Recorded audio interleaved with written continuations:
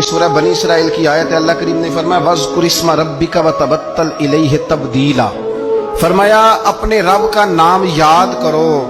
وَاذْكُرِ اسْمَ رَبِّكَ، اپنے رب کا نام یاد کرو۔ وَتَبَتَّلْ إِلَيْهِ تَبْدِيلًا، اور فرمایا سب سے کٹ کر اپنے رب کے ہو رہو، سب سے کٹ کر۔ وَتَبَتَّلْ، سب سے کٹ کر۔ اسلام کے اندر رہبانیت منع ہے کہ آپ سارا کچھ چھوڑ چھاڑ کے صرف اللہ کی بارگاہ میں بیٹھ جائیں، حقوق ضائع ہوں، یہ منع ہے۔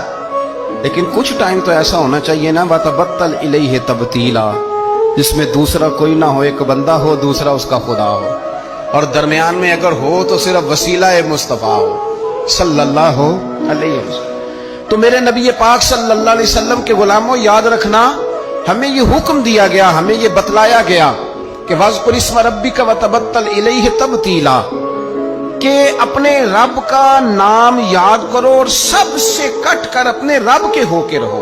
کچھ گھنٹے اکیلے بیٹھیں تنہائی میں، اللہ کی یاد کریں، کچھ ٹائم نکالیں۔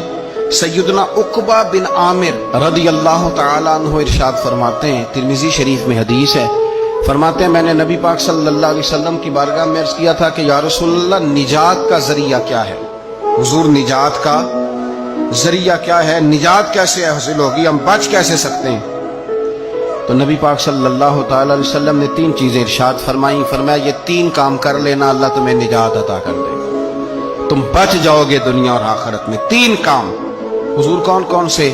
فرمایا ایک اپنی زبان کی حفاظت کرنا، دوسرا رسول کریم صلی اللہ علیہ وسلم نے فرمایا تمہارا گھر تمہارے لیے بہترین جگہ ہے، آوارہ نہ پھرنا، بلا وجہ نہ گھر سے نکلنا، بغیر سبب کے نہ گھومتے پھرنا، تمہارا گھر تمہارے لیے بہترین جگہ۔ تیسرا نبی پاک نے فرمایا جو خطائیں تم نے کی ہیں ان پہ رویا کرو، اللہ کی بارگاہ میں رویا کرو ان خطاؤں پہ۔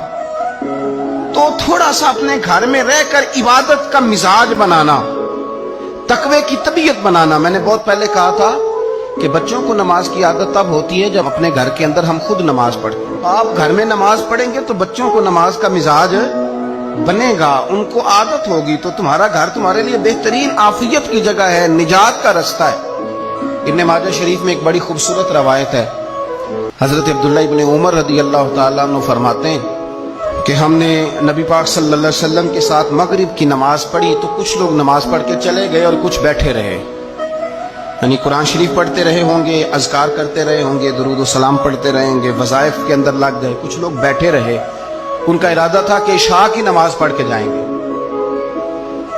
آپ فرماتے ہیں تھوڑی دیر کے بعد ہی نبی پاک علیہ السلام دوبارہ تشریف لے آئے۔ ایک دفعہ حضور مغرب پڑھا کے چلے گئے، پھر آ گئے، اور دوبارہ حضور اتنی تیزی کے ساتھ آئے کہ سانس مبارک نبی پاک کا پھولا ہوا تھا۔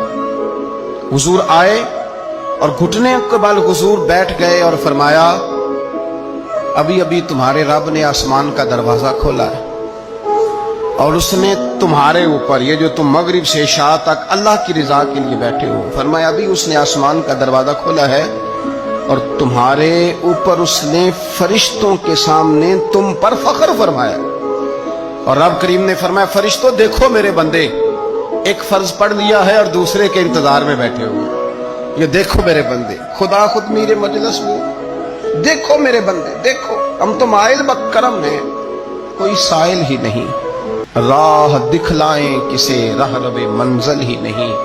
اور کہا تھا کہ کوئی قابل تو ہو، ہم شان کئی دیتے ہیں، اور میاں مانگنے والوں کو تو دنیا بھی نہیں دیتے ہیں، لیکن شرط یہ ہے کہ ہمارا مصلی کے ساتھ دل لگے، طبیعت لگے۔